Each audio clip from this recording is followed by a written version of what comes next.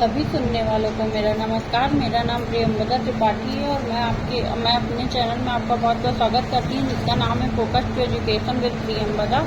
तो हम सभी जानते हैं, जैसा कि मैं मापन एवं मूल्यांकन में नवाचार चैप्टर के अंतर्गत आने वाले टॉपिक के बारे में चर्चा कर रही हूँ। तो उसी श्रृंखला में मैंने सार्वजनिक परीक्षाओं का प्रमाणीकरण पर चर्चा की थी। तो उसकी जो प्रक्रिया होती है, जो प्रोसेस होता है उसका पहले होता है प्रश्न पत्र निर्माण का प्रमाणीकरण, उसके बाद उत्तर पुस्तिकाओं के मूल्यांकन का प्रमाणीकरण। तो उन टॉपिक के बारे में मैंने डिस्कस ऑलरेडी कर लिया है। तो आज हम तीसरे आखिरी टॉपिक के बारे में चर्चा करेंगे, जिसका नाम है परीक्षा परिणामों की प्रस्तुति का प्रमाणीकरण। यानी जो हम परीक्षा देते हैं उसकी जो परिणाम, उनकी प्रस्तुति, जो मार्कशीट हमारी बनती है, उसका प्रमाणीकरण हम कैसे करेंगे। इसको अंग्रेजी में बोलते हैं standardization of presentation of examination result. तो चलिए शुरू करते हैं इसको जानना समझना। विभिन्न परीक्षकों के लिए प्राप्तांकों के अभिप्राय भिन्न भिन्न हो सकते हैं। विभिन्न परीक्षक हैं, उनके लिए जो प्राप्तांकों के अभिप्राय है वे भिन्न भिन्न हो सकते हैं। कुछ परीक्षकों में कम अंक प्रदान करने की, कुछ में औसत अंक प्रदान करने की एवं कुछ परीक्षकों में अधिक अंक प्रदान करने की प्रवृत्ति होती है, यानी आदत होती है। जो हमारे शिक्षक हैं, परीक्षक हैं, वो किसी को औसत अंक दे रहे हैं, किसी को परीक्षा में अधिक अंक प्रदान कर रहे हैं, किसी को कम दे रहे हैं। इस प्रकार उनके अंदर ये प्रवृत्ति पहले से मौजूद होती है, जिसके कारण विभिन्न परीक्षकों द्वारा समान अंक प्रदान करने पर भी उनका अर्थ भिन्न भिन्न हो सकता है। जिसके कारण क्या होता है, विभिन्न परीक्षकों द्वारा समान अंक प्रदान करने में भी उनका अर्थ भिन्न भिन्न हो सकता है। भले वो हमें एक परीक्षक हैं, वो हमें अंक दे रहे हैं, अच्छे अंक दे रहे हैं, समान अंक प्रदान कर रहे हैं, जो समान रूप से है, तो उसका उसका अर्थ एक भिन्न भिन्न हो सकता है। समान अंक है, फिर अगर बच्चा 80 ला रहा है, दूसरा भी 80 ला रहा है, 90 ला रहा है, दूसरा भी 90 ला रहा है, भले वो समान अंक है लेकिन उसका अर्थ भिन्न भिन्न हो सकता है। उदाहरण के लिए, यदि कोई परीक्षक 40 से 90 के बीच में अंक प्रदान करता है, तो दूसरा परीक्षक 20 से 80 के बीच अंक प्रदान करता है, तथा तीसरा परीक्षक 20 से 60 के बीच अंक प्रदान करता है, तब इन तीनों परीक्षकों द्वारा प्रदान किए गए 50 प्राप्तांक का अर्थ भिन्न भिन्न होगा। चाहे वो हमें 40 से 90 अंक प्रदान करें, चाहे वो हमें 20 से 80 के बीच अंक प्रदान करें, या फिर 20 से 60 के बीच का अंक प्रदान करें, प्राप्तांक 50 तब इन तीनों जो भी हमें अंक मिले परीक्षकों द्वारा प्रदान किए गए 50 प्राप्तांक का अर्थ भिन्न भिन्न होगा।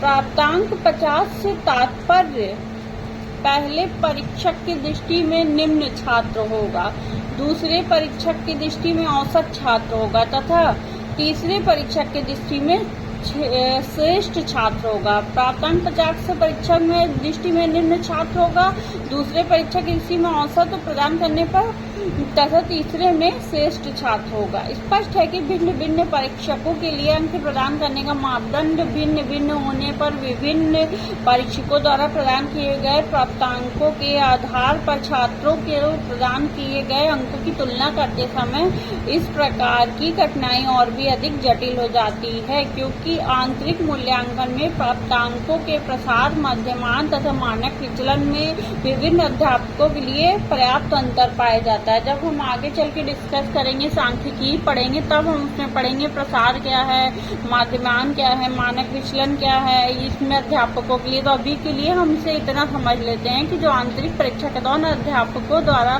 छात्रों को प्रदान किए गए अंकों की तुलना करते समय, जब हमारा आंतरिक असेसमेंट हो रहा है, आंतरिक परीक्षाएं हो रही हैं, तो परीक्षकों के द्वारा, जो अध्यापकों के द्वारा हमें अंक प्रदान किया जा रहा है, उस अंकों की छात्रों को प्रदान किए गए अंकों की तुलना करते समय इस प्रकार की कठिनाई और भी अधिक जटिल हो जाती है, बहुत मुश्किल हो जाती है, क्योंकि आंतरिक मूल्यांकन में प्राप्तांकों जो प्राप्त किया, हमने अंक प्राप्त किया, उसके जो प्रसार है, उसकी माध्यमान है तथा मानक विचलन है, उसको अंग्रेजी में स्टैंडर्ड डिवीजन करते हैं, माध्यमान को हम मीन बोलते हैं। विभिन्न अध्यापकों के लिए पर्याप्त अंतर पाया जाता है उसमें कि एक अध्यापक ने इसका मानक विचलन ये है तो दूसरे का ये है, फला का ये है तो फिर हमारा ये है, इस प्रकार से। फिर इसको आगे बढ़ते हैं, समझते हैं ग्रेड प्रणाली के अपनाने से भी यह समस्या पूर्णतः समाप्त नहीं हो जाती है। मतलब अगर हम ग्रेड प्रणाली भी अपनाते हैं, जैसा कि आजकल लागू हो चुका है, चल रहा है, नियम चल रहा है, हम बीए पढ़ रहे हैं, एमए कर रहे हैं, कोई कोर्स कर रहे हैं, तो हमें सेमेस्टर वाइज परीक्षा हो रही तो हमें ग्रेड मिल रहा है। इवन 9, 10 हो गया, 11, 12 उसमें भी हमें ग्रेड मिल रहे हैं। इस प्रकार से ग्रेड देने में भी परीक्षक की सदस्यता कठोरता की भूमिका रहती है, जिसके कारण विभिन्न ग्रेड से प्राय उनकी सैद्धांतिक परिभाषा पर पूर्ण रूप से रूपेण निर्भर न होकर काफी सीमा तक परीक्षक के द्वारा अपनाए गए मानदंड पर आधारित होती है। क्या पता जा रहा है कि जो ग्रेड प्रणाली है उसके अपनाने से भी ये समस्या पूर्णतः खत्म नहीं हो जाती, समाप्त नहीं हो जाती। ग्रेड देने में भी परीक्षक क्या करता है, कठोरता की भूमिका रहती है, वो कठोर बना रहता है, जिसके कारण विभिन्न ग्रेड से प्राय उनकी सैद्धांतिक परिभाषा पर पूर्ण रूपेण निर्भर न होकर काफी सीमा तक परीक्षक के द्वारा अपनाए गए मानदंड पर आधारित हो जाता है। यानी वो सैद्धांतिक सीमा नहीं रहती, परीक्षक जो अपने द्वारा अपनाए गए मानदंड है उस पर चेक करता है कॉपी। तो छात्रों के प्राप्तांकों अथवा ग्रेड में आवश्यक संशोधन किए जाएं। दूसरे शब्दों में कहा जा सकता है कि परीक्षकों की आत्मनिष्ठता के कारण प्राप्तांक तथा ग्रेड में आई प्रक्रिया को परिमापन अथवा स्केलिंग कहा जाता है। परीक्षकों द्वारा अपनाए गए मानदंड पर क्या होता है, प्राप्तांक जो होता है, परीक्षकों की आत्मनिष्ठता के कारण प्राप्तांक अथवा ग्रेड में कई विसंगतियों को दूर करने की आवश्यकता है। यानी परीक्षकों की जो आत्मनिष्ठता के कारण प्राप्तांक है तथा ग्रेड में आई जो विसंगति को दूर करने के लिए आवश्यकता परीक्षकों द्वारा अपनाए गए मापदंड पर ले आने की प्रक्रिया को परिमापन अथवा स्केलिंग कहा जाता है। परीक्षकों द्वारा जो अपनाए गए मापदंड हैं उसको पर ले आने पर उनके विसंगतियों को परिमापन अथवा स्केलिंग कहा जाता है। वस्तुतः परीक्षकों द्वारा प्रदान अंकों को एक ही मापदंड पर परिवर्तित करना स्केलिंग है। स्केलिंग क्या है, वस्तुतः जो परीक्षकों द्वारा प्रदान अंकों के एक ही मापदंड में परिवर्तित करना स्केलिंग है। कभी कभी विभिन्न विषयों की प्रकृति के कारण छात्रों को विभिन्न विषयों में प्राप्त अंक अथवा ग्रेड के मापदंड में भी भिन्न हो जाते हैं। जैसे संस्कृत विषय में अधिकतर छात्र अधिक अंक प्राप्त करते हैं, जबकि अंग्रेजी विषय में कम अंक प्राप्त करते हैं। इस प्रकार परिस्थितियों में विभिन्न विषयों के प्राप्तांकों को एक ही मानदंड पर परिवर्तित करना भी स्केलिंग कहलाता है। प्राप्तांकों की स्केलिंग करने की चर्चा अन्यत्र की गई है। दृढ़ संकल्प एवं ईमानदारी के साथ कार्य करते हुए यदि इन उपायों को अपनाया जाएगा तो निष्पत्ति के मापन की प्रक्रिया को काफी हद तक प्रमाणीकृत किया जा सकता।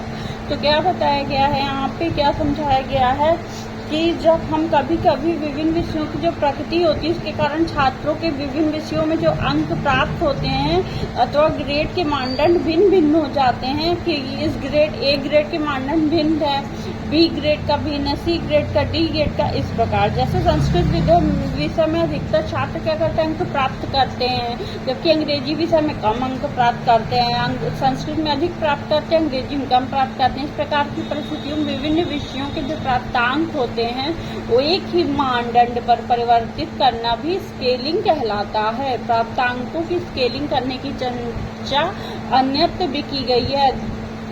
दृढ़ संकल्प या ईमानदारी के साथ कार्य करते हुए यदि इन उपायों को अपनाया जाएगा तो निष्पत्ति के मापन यानी अचीवमेंट के मापन की प्रक्रिया को काफी हद तक स्टैंडर्डाइजेशन किया जा सकता है, यानी प्रमाणित किया जा सकता है। आशा करती हूँ मेरा ये वीडियो आपको हेल्पफुल लगा होगा। अगर आपको ये वीडियो हेल्पफुल लगा हो तो प्लीज मेरे वीडियो को लाइक सब्सक्राइब कीजिए, बेल आइकन को प्रेस कर दीजिए ताकि मेरे आने वाले वीडियो की नोटिफिकेशन आप तक पहुँचती रहे। अपने नेक्स्ट वीडियो में मैं नेक्स्ट टॉपिक के बारे में चर्चा करूंगी। तब तक के लिए आप सभी सुनने वालों को मेरा नमस्कार।